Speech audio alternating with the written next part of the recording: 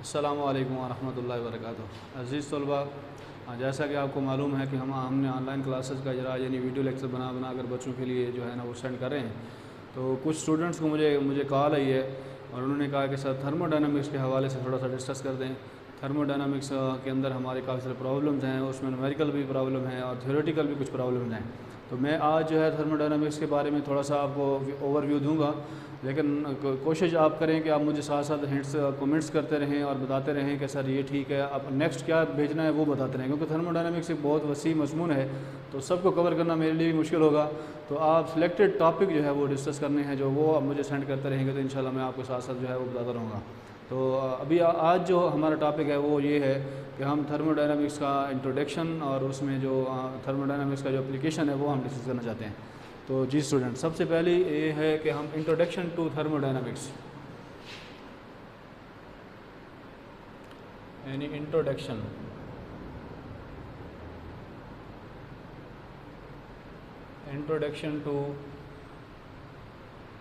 To thermodynamics.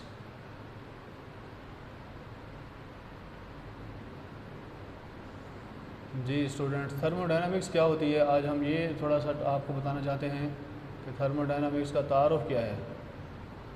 Thermodynamics का तारुफ कि इसके अंदर हम क्या क्या डिस्कस करते हैं। जी स्टूडेंट, थर्मोडायनामिक्स जो है इंजीनियरिंग साइंस की एक ऐसी ब्रांच है जी, क्योंकि हमने इम्तिहान भी देना है इसलिए हमें थोड़ी सी डेफिनेशंस भी आनी चाहिए। इंजीनियरिंग साइंस की ऐसी ब्रांच है जिसमें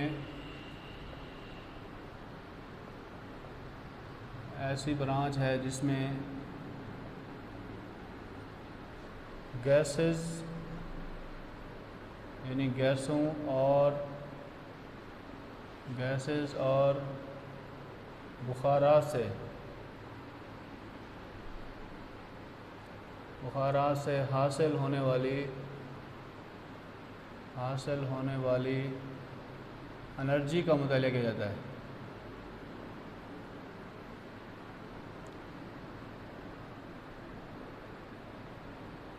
जी स्टूडेंट्स, इंजीनियरिंग साइंस की एक ऐसी ब्रांच है जिसमें गैसों और बुखारात से हासिल होने वाली एनर्जी का मुताला किया जाता है, उसे हम थर्मोडायनामिक्स कहते हैं। वो हमारे पास थर्मोडायनामिक्स कहलाती है। थर्मोडायनामिक्स कहलाती है जी हाँ। इसमें अब ये है कि गैसेस और बुखारात से हमें जो एनर्जी रिसीव होती है हम उसको डिस्कस करते हैं। तो अब हमें ये देखना होगा कि गैसेस से और वेपर से यानी बुखारात से हमें जो है गैसेस हैं एक चीज़ और दूसरी चीज़ जो है वेपर्स हैं यानी बुखारात हैं। इन दोनों चीज़ों से यानी गैसेस से और वेपर से, वेपर्स हैं यानी बुखारात हैं और गैसेस हैं, ये दो चीज़ें हैं। इन दोनों से हमें क्या चीज़ हासिल होती है, कौन सी एनर्जी हासिल होती है, वो हमें हीट एनर्जी हासिल होती है। यानी हम इससे क्या हासिल करते हैं स्टूडेंट्स, हीट एनर्जी। यानी हीट एनर्जी जो है वो हमें इन दोनों चीज़ों से हासिल होती है, गैसेस से भी और वेपर से भी हमें हीट एनर्जी मिलती है। अब हम हीट एनर्जी का ही इसमें मुताला करते हैं थर्मोडायनामिक्स में। यानी दूसरे लफ्ज़ों में अगर आप समझना चाहें तो ये समझ लें कि थर्मोडायनामिक्स जो है वो दो लफ्ज़ों से मिलकर बना है। एक है थर्म और एक है डायनामिक। एक है थर्म और एक है डायनामिक। थर्म का मतलब है हीट, थर्म का मतलब है हरारत।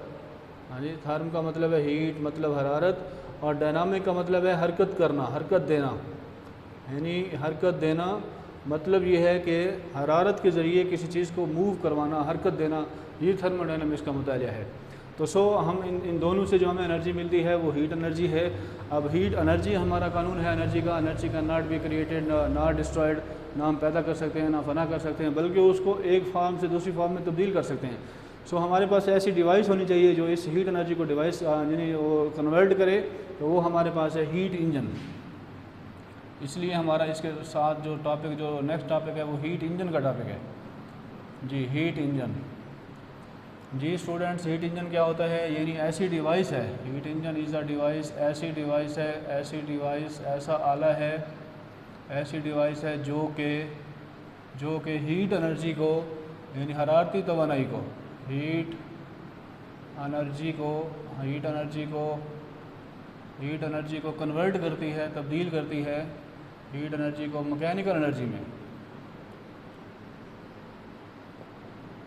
मैकेनिकल एनर्जी में तब्दील करती है। जी स्टूडेंट्स, हीट इंजन ऐसी डिवाइस है जो कि हीट एनर्जी को यानी हरारती तवानाई को मैकेनिकल एनर्जी में तब्दील करती है, उसे हम हीट इंजन कहते हैं। हीट इंजन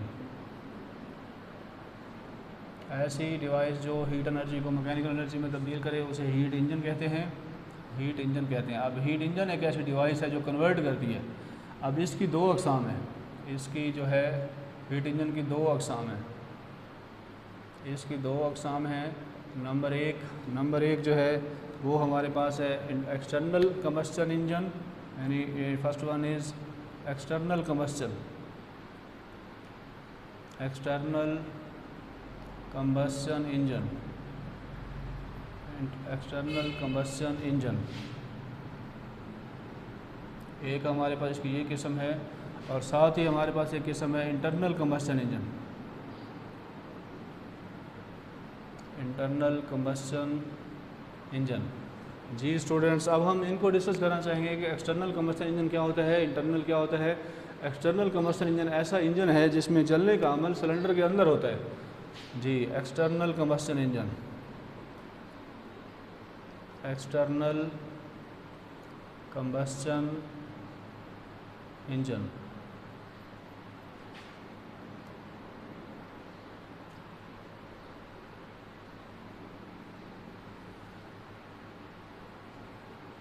यानी ऐसा इंजन आप इसकी डेफिनेशन क्या करेंगे, ऐसा इंजन जिसमें जलने का अमल, ऐसा इंजन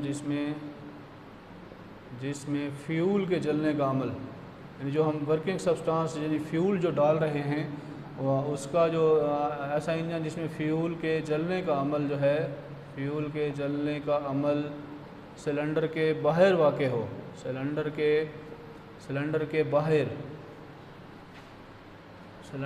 बाहर वाक़ हो, उसे हम कहते हैं ये एक्सटर्नल कम्बस्शन इंजन है। एक्सटर्नल कम्बस्शन इंजन कहलाता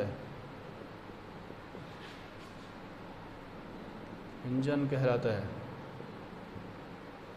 जी स्टूडेंट्स, ऐसा इंजन जिसमें फ्यूल के जलने का अमल यानी उसका जो बर्निंग है, जो कम्बस्शन का अमल है वो सिलेंडर के बाहर वाक़ हो, तो उसे हम एक्सटर्नल कम्बस्शन इंजन कहते हैं। मिसाल के तौर पर मसलन स्टीम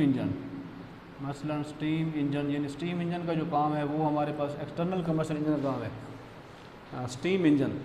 तो स्टूडेंट्स, इसकी डिटेल अगर आप चाहते हैं कि कैसे होता है बाहर जलने का अमल, तो स्टीम इंजन, जैसा कि आपको मालूम है कि स्टीम किसे कहते हैं, यानी भाप को कहते हैं। पानी को जब गर्म किया जाता है, यानी सबसे पहला काम हमारा क्या है, वाटर है, यानी पानी है, H2O वाटर है, इसको हम हीट अप करना चाहते हैं। इसको हमने हीट अप किया, यानी अबव